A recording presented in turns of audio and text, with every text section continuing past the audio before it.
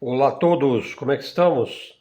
Eu novamente, Helder de Araújo, no seu canal Luz, no fim do turno, neste 9 de junho de 2024, é domingo, na manhã, em Santos, litoral paulista, aqui dia de sol, por volta aí de 20 graus.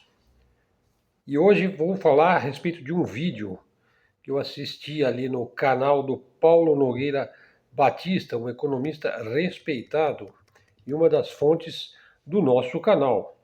Numa entrevista ao YouTube, com o economista e ex-presidente do Banco Central do Brasil, um assunto sempre de grande relevância para o brasileiro, né?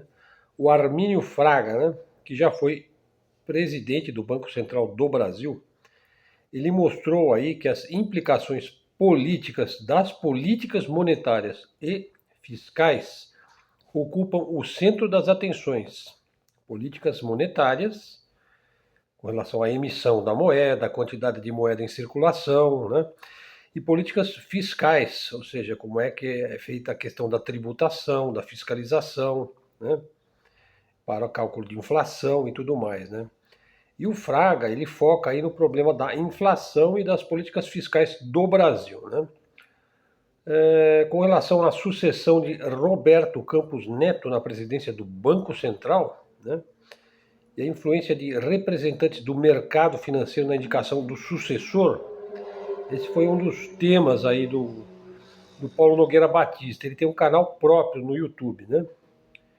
E sabe, sendo um assunto assim de um âmbito muito especializado, que é o âmbito da economia, a gente tem que ir às fontes que a gente considera fontes importantes para o Brasil, né, no sentido das necessidades do Brasil e dos brasileiros, né? Então essa questão da sucessão do Roberto Campos Neto é assim de grande relevância, né? O Roberto Campos Neto ele encerra a presidência em novembro, portanto este ano, né? É possível que surja uma terceira força política aí, né? Talvez até para desafiar a questão, o projeto econômico aí do atual governo, que é considerado como um viés político mais à esquerda, né? E as forças aí de direita, ou mesmo de extrema direita, em torno de Jair Bolsonaro, né?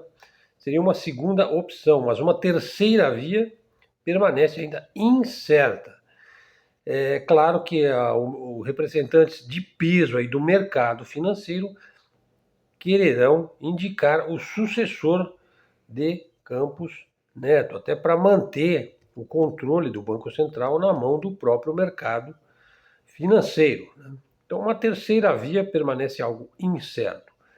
Portanto, aí os maiores desafios enfrentados pelo cenário econômico do Brasil se dará pela política vitoriosa. Daí o Armínio Fraga, o economista e o ex-presidente do Banco Central, disse que o aspecto político vai prevalecer sobre o aspecto econômico. Bom, questão delicada aí. Lembremos que economistas, de modo geral, frequentemente são vistos ou são mesmo defensores do sistema financeiro. Eu quero atentar para este ponto, porque um viés financeirista colocará o Brasil mais sob a égide, sob a influência do tio Sam. Um viés mais desenvolvimentista, mais preocupado com produção, né, com empregabilidade, enfim, com desenvolvimento, né, estará mais ligado aos BRICS, né, ao sul global, aos países emergentes, né? Então, eu torço aí para essa segunda possibilidade aí, de um viés mais de produção, né, de desenvolvimento, mais focado em fazer o país alavancar o seu desenvolvimento, porque ficar na financiarização não cria produção, né? Pelo contrário, é mais especulativo, é mais calcado em ações, em derivativos, né? Enfim, o governo precisa ser cuidadoso aí também com a dívida pública, né? Nesse momento, nessa fase que nós estamos, não há um indício de uma crise iminente no Brasil, né? Sobre a sucessão aí do Roberto Campos, há muita expectativa nesta sucessão, né? Então vamos ver o que vai ocorrer. Então, Fica aí o adendo e a introdução ao nosso vídeo de hoje, um assunto aí de economia. Então vamos agora ao assunto da OTAN. A OTAN está submetida ao Deep State dos Estados Unidos. O Deep State dos Estados Unidos é quem manda na OTAN. E é quem manda também nas Forças Armadas dos Estados Unidos e no próprio Pentágono. Esse Deep State, talvez eu precise fazer um vídeo só sobre o Deep State, né? Mas a grosso modo são as famílias mais poderosas, os banqueiros que fazem parte da história dos Estados Unidos, né? As famílias, o patriarcado, né? As famílias aí quatrocentonas, como se diz, né?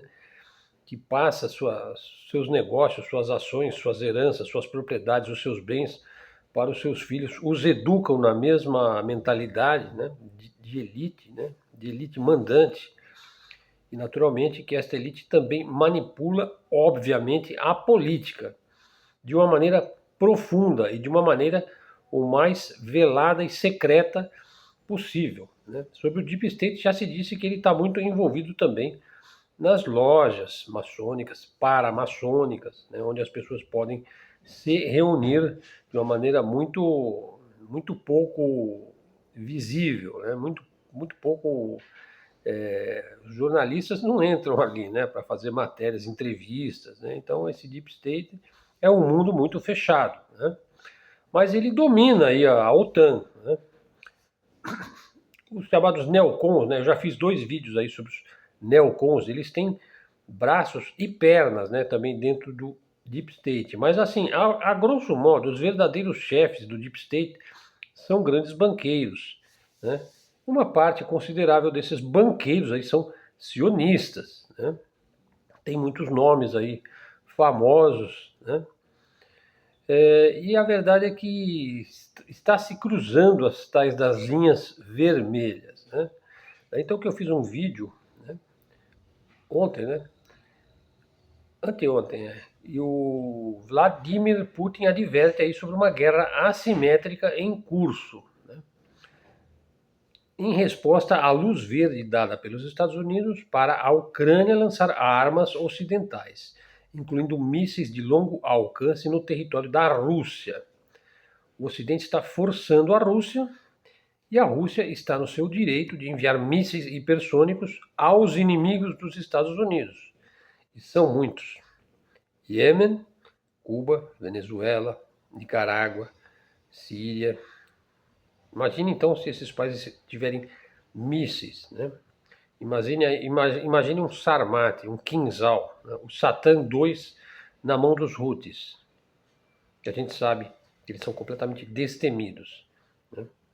Imagine um porta-aviões americano afundando no mar, que seria um símbolo para a deflagração daquela que seria a guerra do fim dos tempos mesmo, né? Que eu já falei em vários vídeos, né? A guerra do fim dos tempos, a guerra do fim do mundo, a soma de todos os medos, né? Bom, então vamos entrar neste assunto hoje, que é o assunto principal do nosso vídeo, que é a crise do imperialismo.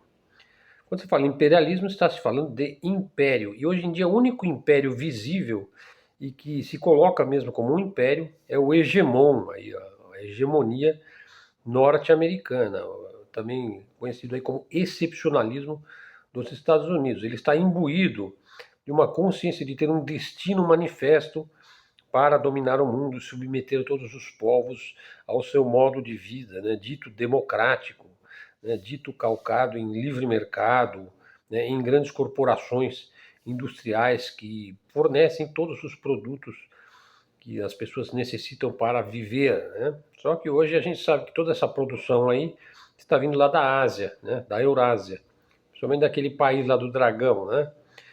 Todas as vezes que o imperialismo estadunidense entrou em crise, veja só, a periferia do capitalismo se beneficiou de algum modo. Então olha só, quando o hegemon se dá mal, o resto do mundo se dá bem. Interessante esse processo, né? Tem vários livros, tem várias obras sobre essa questão, né? Ele tosse, ele fica meio capenga ali, e o resto do mundo começa a andar, né? Fica assim, com mais saúde, né? É mais ou menos por aí, né? Por exemplo, a crise de 29. A crise de 29 ajudou muito a América Latina. Foi a época da industrialização, principalmente do Brasil, né? Então, os americanos lá entraram em crise, né, com o dólar dele, com a especulação desenfreada de suas bolsas de valores lá, né? Uma especulação doida, né? Então, o que aconteceu? Ele precisou cuidar da saúde dele, né? E aí ele para de oprimir os outros também, né? Para porque assim, o sol ele brilha tão forte que ele ofusca, né? Ele impede você de enxergar, né? Então aí ele ficou um sol meio apagado lá na crise de 29. O que aconteceu aqui no Brasil? O governo Getúlio Vargas, né? O qual nós tivemos aí um excepcional desenvolvimento. Foi a época do Companhia Siderúrgica Nacional, da Petrobras, da Vale do Rio Doce, né? Banco do Brasil, a CLT, né? A consolidação das leis do trabalho, enfim, Getúlio foi um homem absolutamente dinâmico, né, para a história do Brasil. Foi uma virada, né? Depois você teve lá a Segunda Guerra Mundial, né? Teve como um efeito secundário o enfraquecimento do colonialismo na África, né? A Segunda Guerra Mundial também atingiu fortemente a Europa, né? E também foi um momento em que os Estados Unidos depois ele se consolida, né, como a única superpotência mundial. Então veja, só que a Europa está profundamente envolvida na questão do imperialismo também, né? Porque a gente pode dizer que o Ocidente coletivo ele é liderado pelos Estados Unidos e secundado aí pela Europa, né? Então a Segunda Guerra Mundial enfraqueceu a ação do imperialismo, né? Enfraqueceu a tal ponto que você teve o processo de descolonização na África. E aí muitas colônias se tornaram ex-colônias. Quer dizer, não que elas tenham se libertado completamente da influência europeia, né? Mas elas conquistaram parcialmente sua independência ou começaram um processo de independência e de conquista da soberania, né? E o Brasil? O Brasil viveu a era do Juscelino Kubitschek, uma era também fantástica. Eu já fiz vídeos sobre essa questão do desenvolvimento do Brasil e todas as obras, né, do plano de metas do Juscelino. Construiu Brasília, construiu rodovias, trouxe a indústria automobilística para o Brasil, que talvez não seja o melhor modelo possível, deveria ser a ferrovia para escoamento de grande produção, mas é claro que um país tem que ter muitas rodovias, né? Então foi uma época de pujança industrial também para o Brasil, e tanto é que alguns colocam Getúlio como o maior presidente que o Brasil teve, e em segundo lugar, talvez seja o JK, né? Bom, e depois nós tivemos aí também o regime militar brasileiro, né? Que foi até certo ponto um grande momento da luta pela soberania no Brasil. Esse foi um momento de grande desenvolvimento infraestrutural, né? Contudo, o Império ele vai investir na democracia e na redemocratização, né? Não exatamente para os interesses do Brasil, mas até para encerrar o avanço do desenvolvimentismo, característico do regime militar, né? Por quê? Porque a gente não pode querer alçar voo, né? A gente não pode querer ter muita presença aqui na América Latina, a gente não pode querer se tornar muito independente, né? Então, um processo aí de redemocratização enfim, foi um processo para tirar o regime militar também de cena, né? Depois, essa crise de 2008, que foi uma crise imobiliária e financeira nos Estados Unidos, né? A crise de 2008 também foi uma tosse aí do imperialismo, né? Do capitalismo. Teve como efeito aí uma valorização aí dos nossos produtos primários de exportação, as commodities. Então é interessante essa questão de que uma crise do capitalismo, sobretudo uma crise do capitalismo norte-americano, né, que é hegemônico e imperialista, beneficia de um modo ou de outro as nações periféricas, sobretudo as nações emergentes, como é o caso do Brasil. Bom, entramos então na segunda parte do nosso vídeo de hoje, onde eu vou falar sobre o Fórum de São Petersburgo, esta incrível cidade que fica na Rússia, né? São Petersburgo, antiga Petrogrado, né? São Petersburgo é uma das cidades mais importantes da Rússia. Eu vou me basear aqui na nossa fonte, que é o Pepe Escobar, né? E eu usei informações porque o Pepe é uma fonte assim muito especial porque ele está no local, né? Ele vive, ele conhece as pessoas, ele escreve e fala muito bem, então ele acaba tendo uma certa repercussão maior na mídia alternativa, na mídia independente, né? Bom, o fato é que nesses dias aí o lugar mais importante do mundo foi São Petersburgo. Por quê? Porque ocorre lá o Fórum Econômico de São Petersburgo, né? E o Pepe Escobar esteve lá na Duma de São Petersburgo, onde encontrou alguns dos organizadores do Fórum de São Petersburgo. O fórum ocorreu aí nesta semana, né, na quinta e sexta-feira, culminando com a intervenção do presidente Vladimir Putin na sessão plenária do fórum na sexta-feira à tarde, horário de Moscou. Eu já descrevi a fala de Vladimir Putin no vídeo de anteontem. Inclusive o título do vídeo é "A resposta de Putin é fornecer mísseis hipersônicos". Até fiz um short. Aliás, pessoal, fiquem atentos aos nossos shorts, que são vídeos de menos de 1 minuto, né? É onde eu dou a notícia de uma forma mais direta, né? E mais sintetizada, né? E nesse vídeo que eu fiz, o grande líder russo, né, e que já se pode classificar como um líder global, né, ele falou aí sobre a economia russa, a posição da Rússia em relação à guerra da Ucrânia, né, e nós estamos vendo ao vivo e a cores a demência ocidental se arvorando no direito e no dever de atacar uma superpotência nuclear. Pior, sem jamais se ater às consequências disso, né? O que só pode vir de uma elite política absolutamente medíocre e cooptada aí por uma reduzida pleiade de banqueiros aí iluminatis, né, nos bastidores aí, nos deep states, né? Bom, muito bem, então não deixe de dar uma espiada neste vídeo aí de anteontem, né?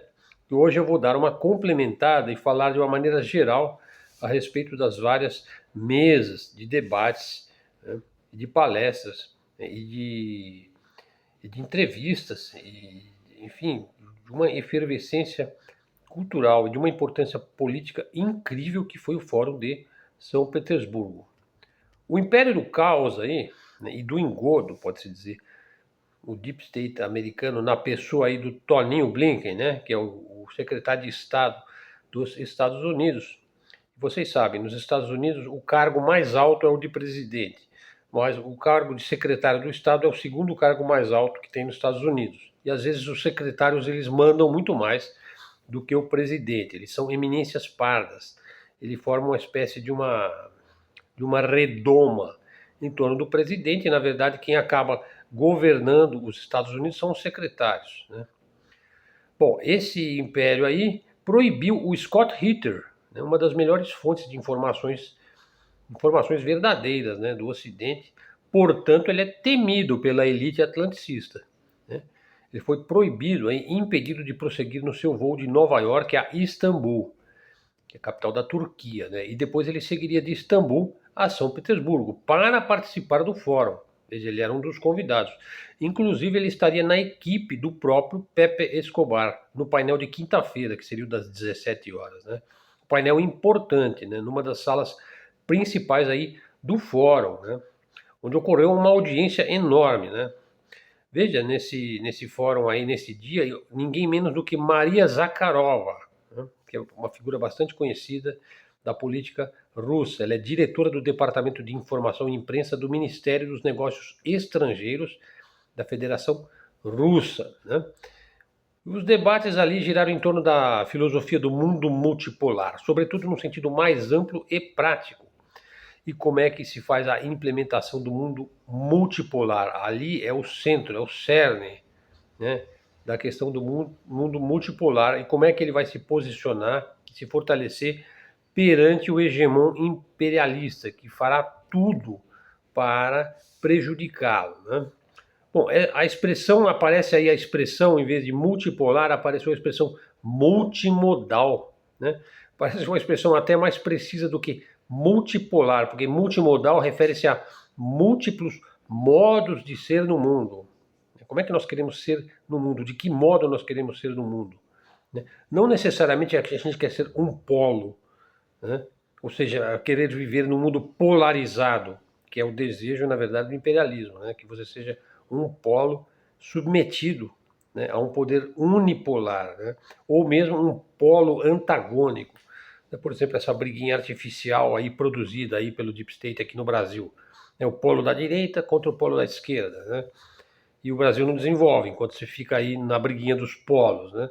Não, um modo é uma palavra assim, um pouco mais, ela é mais light, né? É ultimodal. Não, nós temos um modo de ser no mundo. Daí então aparece essa expressão ultimodal, né? Então é importante entender assim essa mudança semântica aí, vamos dizer, terminológica de polo para modo. Mas vamos continuar a usar o termo multipolar, né? Pode-se dizer que tudo que é importante no mundo multipolar ou multimodal é debatido ali, sintetizado e decidido ali nas mesas do fórum, né? As pessoas, e são muitas, né, de muitos países, entram no site do evento, na programação do evento, e selecionam as mesas onde se desenvolve o tema que lhe é mais relevante, né? Todos os debates, discussões e resoluções são gravados e divulgados.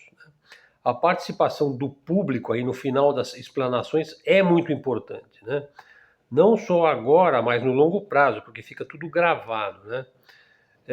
Há muitos jornalistas ali, acadêmicos, pesquisadores, políticos, PhDs, legisladores, administradores, né? Muitas pessoas envolvidas aí com os BRICS, né? Pode-se dizer que o Fórum de São Petersburgo é o mais importante dos eventos deste gênero, né, na Rússia. Aliás, na próxima semana vai haver em Novgorod, importante cidade russa, a reunião dos ministros de relações exteriores dos BRICS 10, né, do BRICS expandido, e também ministros de relações exteriores convidados. Para se ter uma ideia, a Turquia afirmou abertamente que quer entrar nos BRICS. Você sabe, a Turquia ela sempre consegue jogar nos dois lados, né? No lado do hegemon e no lado dos BRICS. Então é um país sui generis, né? Mas que tem uma enorme capacidade aí de se dar bem, né? A Turquia é um país forte, né? Inclusive tem forças militares fortes e tudo mais. Ela não é autossuficiente em energia, em petróleo, mas é sempre um país que tem uma forte influência, né? No entorno de sua região, né? Ora, é muito mais interessante para a Turquia entrar para os BRICS, né, do que para a União Europeia, né? Mas ela vai ter que jogar com isso daí, né?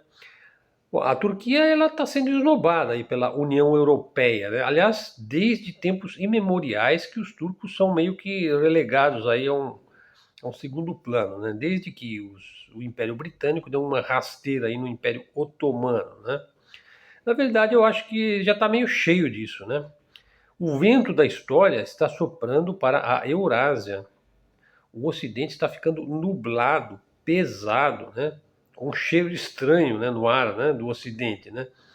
Bom, veja só, para se ter uma ideia aí do escopo e da abrangência do fórum, na quinta-feira pela manhã, as mesas dedicadas aí aos BRICS e aos mais diversos assuntos relativos aos BRICS, né? Uma mesa dedicada à Organização da Cooperação de Xangai, né? Mesa da União Econômica Euroasiática, uma outra mesa aí da Associação de Países do Sudeste Asiático e assim muitos encontros bilaterais, né, que ocorrem à margem das discussões principais, né? E à noite o pessoal espairece, né? Tem jantares, tem encontros, tem coisas mais sociais, né? Encontros de uma natureza informal, né? E nesses encontros da noite, aí, nesses encontros aí informais, né, se discutem e ocorrem coisas e acontecimentos às vezes mais determinantes e mais profundos até, ou que ampliam mesmo o aspecto final das mesas para um ambiente informal, mais espontâneo, né? E às vezes nesses jantares aparecem propostas e soluções não abordadas nas mesas, né? Já que nas mesas a fala está circunscrita aí, vamos dizer, a 1 hora de explanação para cada convidado e participante, né? Então você imagine aí uma mesa de debates com 7, 8, 9 palestrantes, com intervenções e observações dos vários membros, né, que estão ali naquela mesa, né? E depois ainda se abre para o público, né? Para o público, que é um palco, na verdade, né? É um grande teatro ali, né? Com 2.000 pessoas assistindo, né? Ou seja, o tempo é precioso e usado ali de uma maneira muito ampla, muito intensa. E, na verdade, é pouco tempo para a relevância dos temas, né? Para vocês terem uma ideia, a lista de convidados do fórum desse ano tem mais de 15.000 participantes que vieram do mundo todo.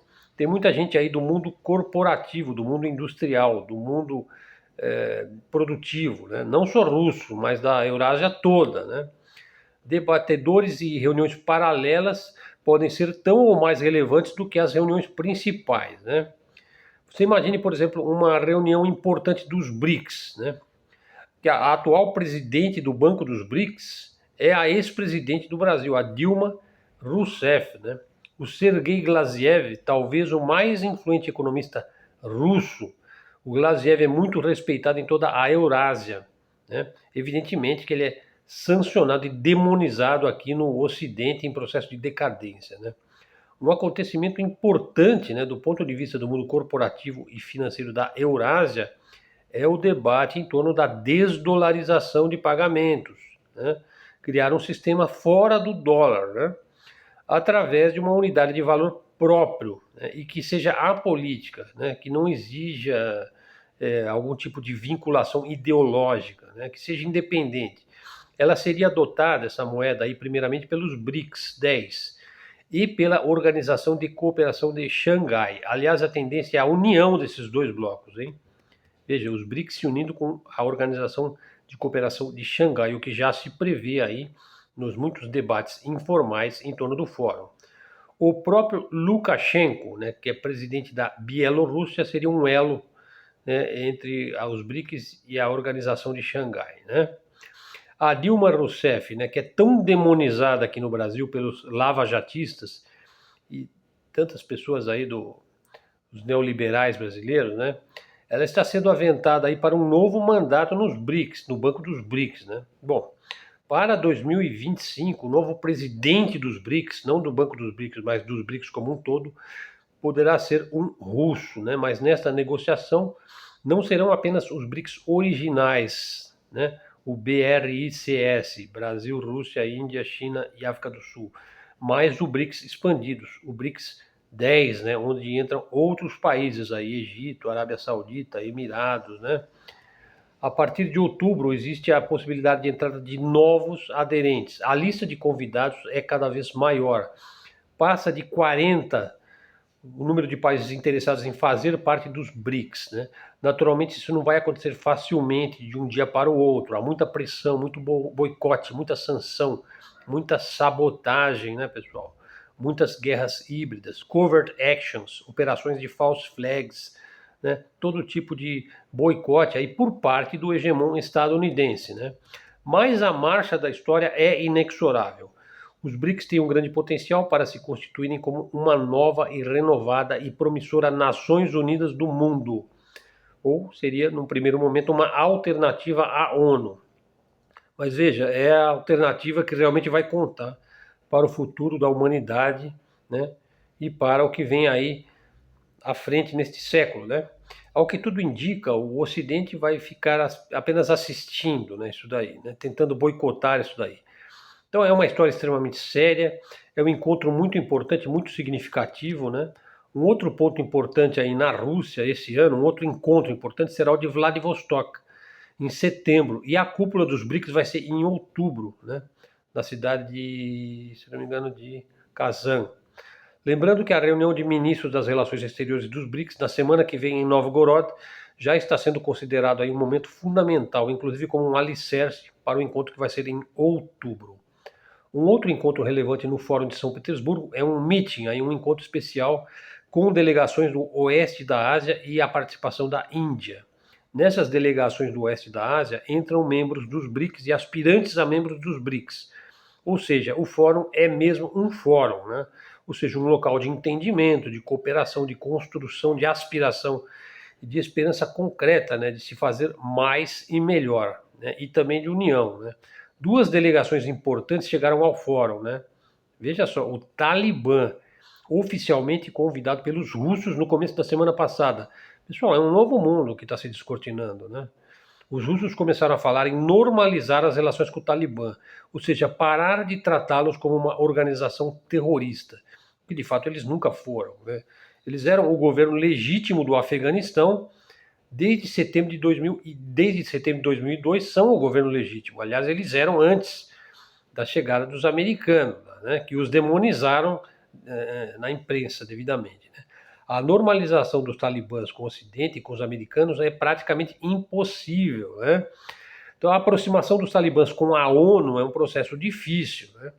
Os russos e os chineses, eles olhavam meio que de longe essa história, né? E eles disseram, não, chega, né? Os talibãs têm que se aproximar e a iniciativa é nossa. Agora vejam, essa iniciativa russa de normalizar com os talibãs não é uma coisa russa, é uma coisa russa, chinesa e da Organização de Cooperação de Xangai. E vai ter uma cúpula para isso no mês que vem, né? A normalização do Afeganistão implica um esforço de superar o caos gerado pelas tentativas imperialistas de dividir para reinar aí, né? Que foi o Afeganistão um dos países mais vitimados aí pelas operações militares norte-americanas, né? Já que ela trabalha no sentido de dividir para reinar, é um modus operandi aí do Império do Caos, né? O Ocidente nunca vai aceitar o fato de que eles passaram mais de 20 anos em guerra no Afeganistão para tudo voltar à mesma situação de 2001, quando os talibãs estavam no poder. Eles foram desalojados, lhes foram impostas coisas como política identitária, progressismo, wokismo, ou seja, coisas absolutamente idiotas, imbecis e, vamos dizer, ultrapassadas. Esse progressismo do Ocidente não está com nada, né? Mas que o Ocidente coletivo toma como um avanço, como um progresso e blá, blá, blá, blá, blá, né? Então a presença dos talibãs no Fórum de São Petersburgo é de importância fundamental. Outra presença vital, veja só, é do Iêmen.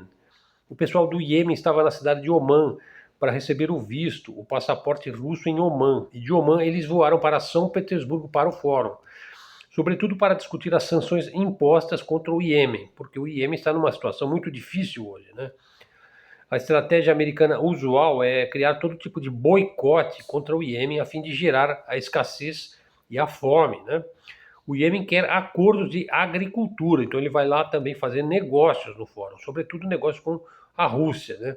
Evidentemente, o fato de que os Houthis infringem algo absolutamente extraordinário a Israel e aos Estados Unidos, lá no Mar Vermelho, quer dizer, uma humilhação impressionante, né? Soltando mísseis e drones quando querem ou quando não querem, né? Estabelecendo os padrões do Mar Vermelho. Quer dizer, os Houthis então estão associados ao Iêmen, porque lá é que fica as suas bases, né? Bases que parecem inatacáveis, né?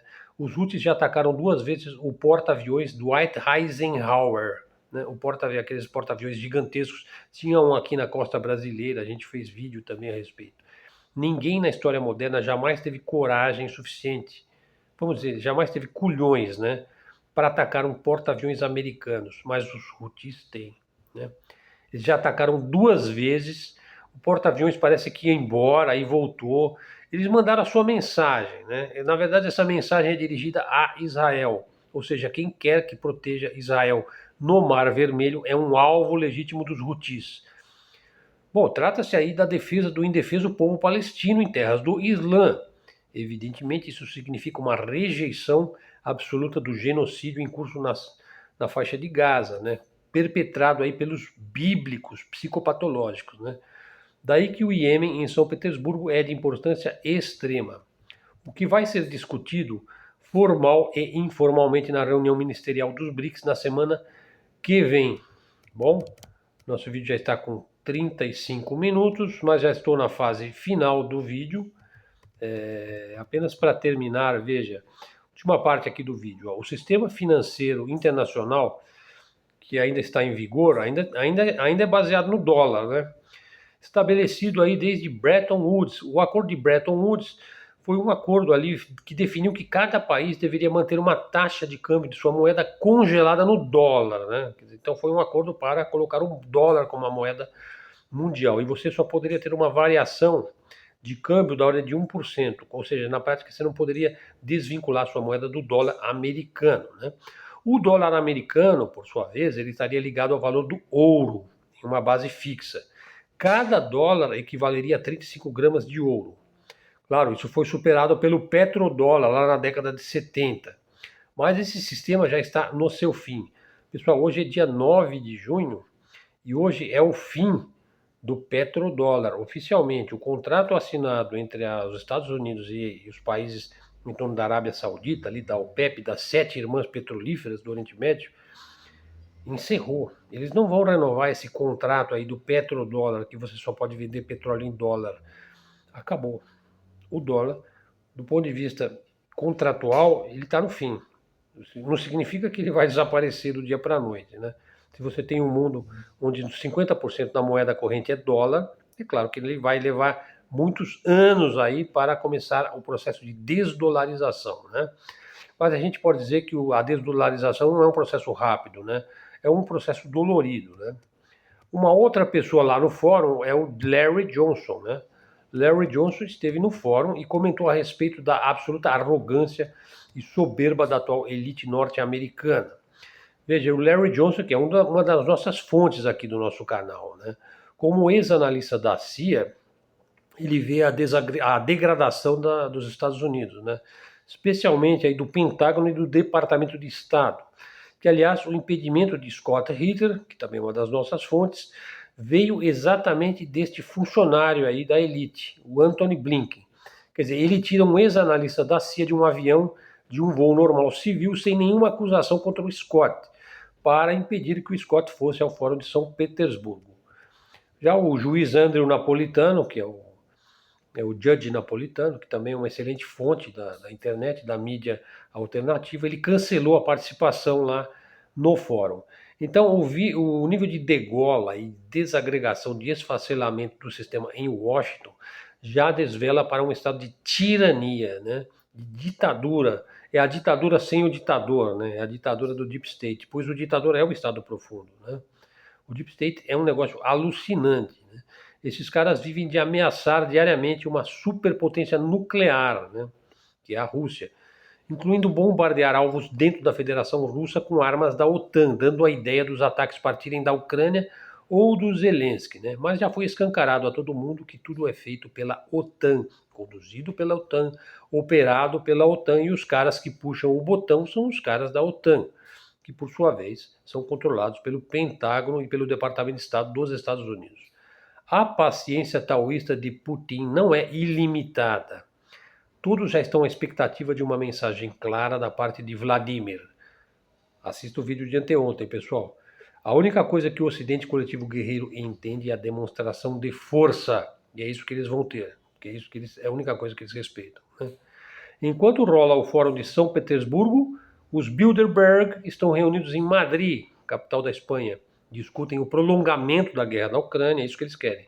O confisco, o roubo dos ativos russos nos bancos europeus, o escalamento de guerras híbridas, né, do Ocidente como um todo aí contra os BRICS, covert actions contra a Eurásia. Enquanto se debate o futuro do mundo multipolar em São Petersburgo, em Madrid, o Bilderberg debate como prejudicar a marcha da história. Chegamos ao fim do nosso vídeo. Agradeço a presença de todos aí. Foi um vídeo longo, um pouco mais do que o normal. Conto aí com a sua participação. Dá o like no nosso vídeo, faz um comentário, traga seguidores para o canal. Pessoal, muito obrigado a todos. Melhores detalhes aí na descrição do vídeo. Então até a próxima e fiquem com Deus.